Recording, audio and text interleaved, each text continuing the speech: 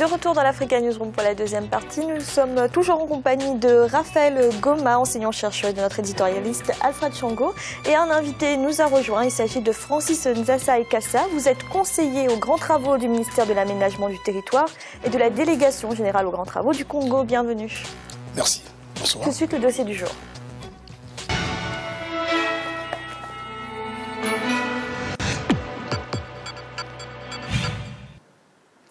Comment désengorger la ville de Brazzaville? C'est la grande question qui se pose aujourd'hui. Avec une croissance démographique annuelle très élevée, la capitale du Congo a besoin de nouvelles routes.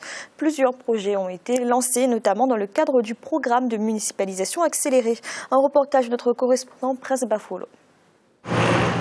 Depuis quelques années, le gouvernement du Congo s'est engagé dans la construction d'infrastructures pour embellir le pays. À Brazzaville, plusieurs chantiers ont vu le jour, notamment la construction de nouvelles routes permettant de désengorger la capitale.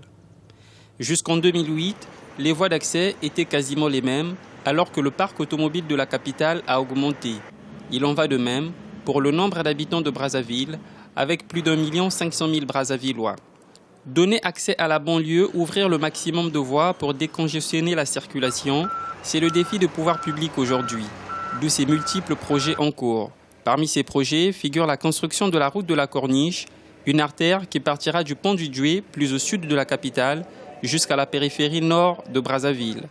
Un projet qui devrait s'achever avant septembre 2014, à en croire les autorités.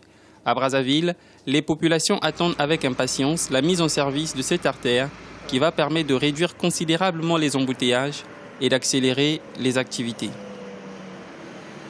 La municipalisation accélérée de Brazzaville 2008, 2009 et 2010 a permis la construction de quelques routes et notamment la deuxième sortie nord de Brazzaville, longue de 18 km permettant de désengorger la route nationale numéro 2. Elle part du village Kintélé, traverse la rivière Djiri jusqu'au quartier Talangai. Les travaux estimés à 23 milliards de francs CFA.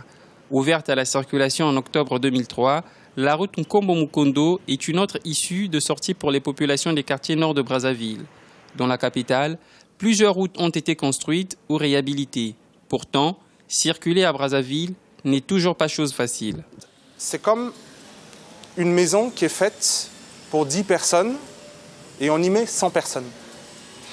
La majorité des voiries urbaines de Brazzaville, elles datent pour la plupart des années 60-70. À l'époque, la population de Brazzaville, c'était même pas 100 000 habitants. Aujourd'hui, on a 1 500 000 habitants. On a toujours quasiment le même nombre de voiries urbaines. À Brazzaville, toutes les réhabilitations et les constructions de routes sont à la charge du ministère des Grands Travaux. C'est donc elle qui suit le projet de construction de la corniche qui tient en plusieurs tronçons. Une corniche est actuellement en travaux par tronçon. Il y a un tronçon de près de 7 km, entièrement en viaduc, construite entre le lieu dit Kebana Virage jusqu'au site du complexe sportif. Il y a un autre tronçon encore en travaux entre la case de Gaulle et le restaurant dit Mamiwata. Sous peu, il y aura signature du tronçon financé par l'Agence française de développement entre le pont du Doué et la case de Gaulle. Le tronçon entre le rond-point Saint-Tropez et le lieu dit Kebana Virage a fait l'objet d'une adjudication. Elle partira du pont du Doué au complexe sportif de Kintélé et permettra de désengorger plusieurs quartiers de Brazzaville, de favoriser leur développement économique et de fluidifier le trafic automobile et donc de réduire les embouteillages monstres qui caractérisent Brazzaville depuis quelques années. À travers ce projet, il y a de la valeur ajoutée et je pense que pour promouvoir le développement économique et social, culturel du pays, nous avons besoin effectivement des outils pertinents de communication et de transport. Cela nous permettra aussi sur le plan social de résoudre l'épineux problème, les problématiques auxquelles sont confrontées les populations dans leurs déplacements dans toute la ville. Et vous savez que ces dernières décennies, Brazzaville a connu une démographie galopante. La route de la Corniche sera la deuxième voie d'accès principale au centre-ville pour les populations de la périphérie sud de Brazzaville. Aujourd'hui, seule l'avenue de l'OUA permet à ces populations de se rendre au centre-ville et d'avoir accès aux autres quartiers de Brazzaville, ce qui complique la circulation aux heures de pointe. À cela s'ajoutent les difficultés de transport auxquelles sont confrontés les Brazzavillois. Un calvaire pour certains.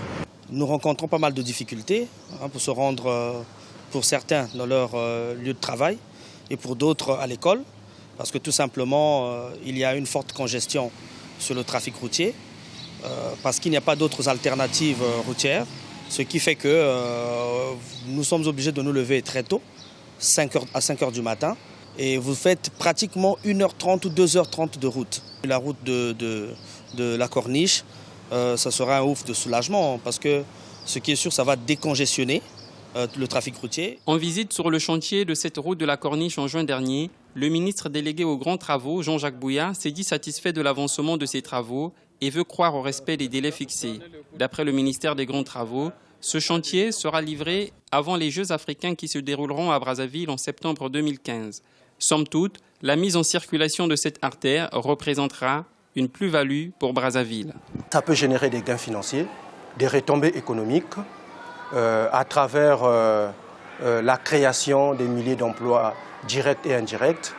Lorsque le projet sera opérationnel, il y aura nécessairement des stations qui seront installées. Il y aura donc un flux financier qui va rentrer au niveau du budget de l'État, mais aussi au niveau de la municipalité de Brazzaville. Ça va drainer tous les centres d'attraction. Nous pouvons avoir le développement des activités autour des stations, des marchands ambulants, des petits marchés. Mais pour désengorger Brazzaville, il faudra plusieurs projets de ce genre. Après les voies d'accès, le développement des banlieues, la mise en place des hôpitaux, des logements et des administrations hors de Brazzaville pourrait aussi être un facteur majeur pour désengorger Brazzaville. Cela permettra aux populations de travailler, de se soigner, de se nourrir et de s'épanouir sans pour autant venir dans le centre de la capitale congolaise. Mieux, la construction d'une ville nouvelle, à l'exemple de celle initiée en Côte d'Ivoire ou en Guinée équatoriale, serait aussi une des solutions. Francis Nzassa et Kassa, où sont les projets entrepris par les pouvoirs publics pour désengorger Brazzaville, qui, on l'a vu dans le reportage, est une urgence pour la capitale? Le désengorgement de Brazzaville, tel que programmé par nous, il s'articule autour de 2 niveaux. Le premier niveau, c'est d'abord le réaménagement de Brazzaville, pour lequel le reportage fait état.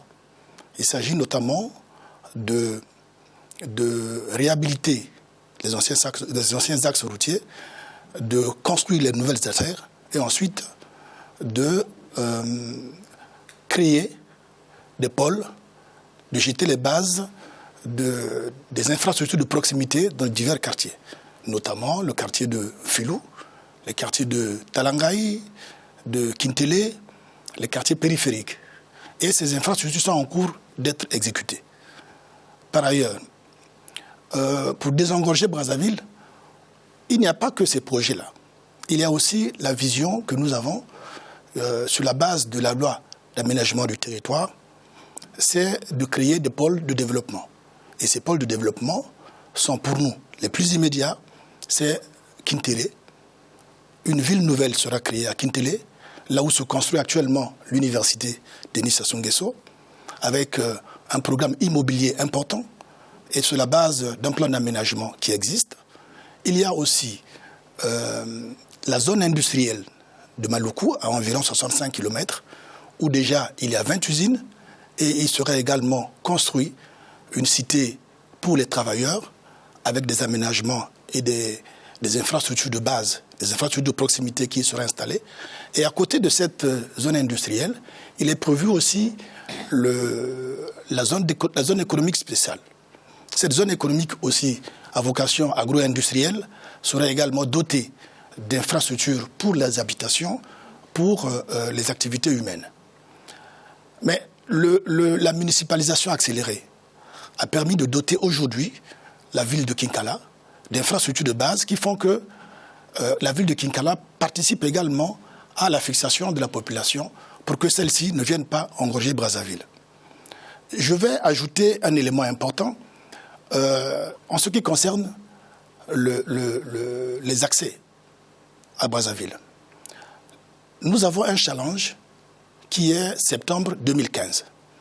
En 2015, il faudra que la population de Brazzaville puisse circuler d'un extrême, de tous les extrêmes, au complexe sportif de Kintélé avec une fluidité remarquable. Et ce délai est tenable d'après vous? Ce délai sera tenu. Raphaël Goma, que pensez-vous des problèmes de circulation dont souffre la capitale Brazzaville? Brazzaville souffre des problèmes de circulation, je dirais, récurrents. Et pour apporter un peu la petite contradiction avec mon compatriote ici, pour revenir juste sur le délai, je pense que Brazzaville a connu ce qu'on a appelé une municipalisation accélérée. C'est le thème en vogue là-bas au Congo. Mais rien n'a été fait. Rien n'a été fait alors qu'on a engourdi des milliards de francs CFA. Et aujourd'hui, bon, c'est vrai, je loue le projet de désengorgement de Brazzaville, car on ne peut pas circuler à partir de 10 heures à Brazzaville.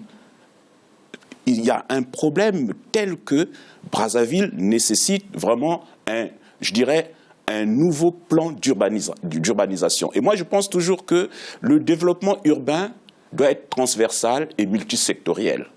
En ce sens qu'il faut développer aussi des infrastructures qui permettront de fixer certaines populations pour que, disons, le centre-ville ne soit pas toujours encombré. Mais à quoi assiste-t-on à Brazzaville, ou tout au moins, d'une manière générale, dans nos villes qui ont connu cette municipalisation accélérée? On appelle ça des éléphants blancs. C'est-à-dire que, bon, on vient, on fait la fête, on inaugure des chantiers. C'est bien les incantations, je veux bien. On va faire ceci, on va faire cela, en 2015, ça sera ça. Et on l'a fait à Brazzaville, malheureusement. Il y a des grues qui sont restées à certains endroits, tout simplement parce que les travaux n'ont jamais été terminés. Semble-t-il qu'il manquerait de l'argent. Je pense qu'il faudra qu'on aille vraiment au vif du sujet. Les Congolais en ont marre des incantations. Les Congolais veulent du concret. Moi, j'ai toujours pensé qu'une affirmation gratuite est différente d'une affirmation scientifique. Moi, je suis cartésien. Moi, j'aime, on a mis 10 milliards ici, on a fait ceci, voilà, le travail est là. Mais quand on met 10 milliards là, et on vient, on chante, on danse les louanges du chef de l'État, et qu'à la fin, les populations repartent, et qu'il y a toujours des grues qui sont là, il y a un problème. Une réponse, Francis Assaïkassa. Je me réjouis de ce que mon compatriote dit qu'il y a eu des promesses qui ont été faites et qui ne sont pas tenues. Je me réjouis de ce qu'il dit. Je me réjouis parce que je m'aperçois qu'il est déconnecté du pays. Il ne connaît pas Brazzaville. C'est normal. Il y a assez de temps qu'il n'a plus remis les pieds à Brazzaville et c'est pour cela qu'il fait ces affirmations. Et pourtant, le documentaire qui a été tourné le dit si bien qu'il y a des travaux qui se déroulent à Brazzaville. Je sais qu'on s'est trompé en affirmant que le délai qui est prévu, c'est septembre 2014. C'est une erreur. Mais c'est plutôt septembre 2015, parce que nous avons le challenge. D'autre part, ce n'est pas une vue de l'esprit. Aujourd'hui, vous allez à Brazzaville, vous verrez de vos propres yeux comment la ville a été transformée. Vous verrez de vos propres yeux comment les infrastructures de base ont été installées. En Pissa, en Filou, en Kombo, le CNR-TV, le Centre national de radio et de télévision congolaise, actuellement en Kombo. Il n'est pas au centre-ville. Et j'ai dit tout à l'heure que le gouvernement de la République, dans le cadre d'une programmation, ne s'arrête pas à s'occuper, à régler les problèmes du centre de Brazzaville. Parce que désengorger Brazzaville, ce n'est pas multiplier les artères seulement.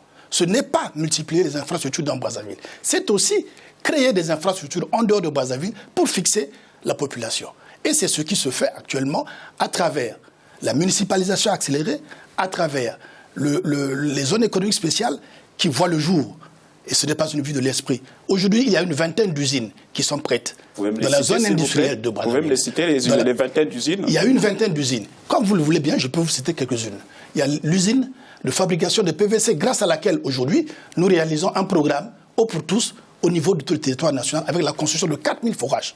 La réalisation de 4000 forages sur la base exclusive du matériel qui est sorti de cette usine-là. Savez-vous que le président de la République avait dit qu'il devait... Je continue. Terminer, monsieur, et après vous reprendrez la parole. Il y a l'usine de production de fer à béton, cher pour la construction. Il y a l'usine de production des briques, l'usine de production des tuiles. Je ne cite que celle-là. Mais je serais très heureux que vous fassiez un tour au pays pour vous rendre compte de ce que cela a évolué. Alors, vous savez, alors, juste avant de vous entendre, Francis Zasaï-Cassa parlait de désengorger Brazzaville par les voies d'accès, mais aussi en développant les périphériques. Qu'en pensez-vous? Bien, je dirais de manière générale que toute politique qui vise justement à sortir des schémas classique d'organisation des villes africaines, puisque au fond l'engorgement de Brazzaville, comme de n'importe quelle ville autre africaine, est lié à ce que les pouvoirs africains sont restés calés sur le modèle colonial. C'est-à-dire ce sont des villes encore coloniales. Et dans le schéma colonial, c'était le centre-ville qui était l'épicentre de la vie de la colonie, puis où était concentré tout, les administrations, les commerces, les usines tout autour, et donc les populations indigènes venaient dans les centres-villes.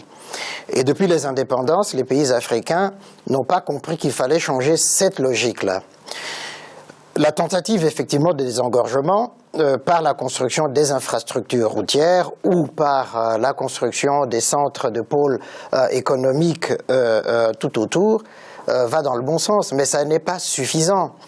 Parce que quand on construit les routes, au fond, l'engorgement est provoqué par quoi? Par la présence de l'automobile. Donc il faut penser à avoir des transports en commun qui éviteraient justement ces types d'engorgement. Donc des infrastructures en moins, ou en plus qu'il faudrait mettre en place. Ensuite, il faut valoriser au fond les quartiers périphériques pour éviter justement que au fond, les populations aient toujours cette obligation d'aller en ville parce que c'est dans la ville qu'il y a le travail. Donc, autrement dit, mieux vaut tard que jamais, puisque ça, ce sont des choses qui auraient pu se faire depuis des années. Hein. Mais enfin, qu'à cela ne tienne. Ce qui est en train d'être fait aujourd'hui va dans le bon sens. Simplement, quand monsieur Ikassa nous dit, ben voilà, on va faire ceci, on va faire cela, j'espère que le futur président du Congo-Brazzaville continuera justement, il n'y aura qu'une continuité républicaine, puisque Denis Sassou Nguesso finit son mandat bientôt. Et donc il y aura un nouveau président qui continuera dans le même sens. Oui, moi je voulais juste revenir sur l'aspect de pôle économique dont parlait mon compatriote, en disant qu'il y a des entreprises qui sont créées. Vous savez, le gouvernement, pour ne pas dire, M. Denis Sassou Nguesso avait dit, dans son plan d'avenir, je crois, qu'il devait créer 40 000 emplois tous les ans. En 10 ans, on aurait pu créer 400 000 emplois pour les jeunes.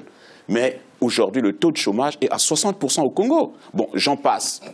J'en passe, effectivement, c'est pour dire que non, je crois qu'il faut être réaliste. Je veux bien que l'on vante les mérites des efforts que le gouvernement congolais est en train de faire, mais disons, il ne faut pas leurrer les populations congolaises, parce qu'elles nous regardent en ce moment. La réalité est telle que, aujourd'hui, disons, tous les observateurs s'accordent de dire que Brazzaville ne représente qu'un foyer de pauvreté en matière d'urbanisme. Et je crois qu'il faut repenser le plan directeur de l'urbanisation de la ville de Brazzaville. On ne doit pas rester sur les schémas coloniaux. Merci, messieurs. Et tout de suite, un rappel des titres qui ont été développés en début d'émission. Elles étaient initialement prévues au mois de février prochain. Les élections législatives et présidentielles en Centrafrique sont reportées. Elles devraient finalement avoir lieu au mois de juin 2015. Et au Niger, l'élection présidentielle devrait avoir lieu au premier semestre 2016 et déjà le parti au pouvoir et le gouvernement sont en ordre de bataille. L'heure est même à un premier bilan du mandat du président Mahamadou Issoufou. Francis Zasaï-Cassa, merci d'avoir été avec nous. Merci. Je rappelle que vous êtes conseiller aux grands travaux du ministère de l'Aménagement du Territoire et de la Délégation générale aux grands travaux du Congo. Exact. Nous allons marquer une nouvelle pause, un instant, la troisième partie de l'Africa News.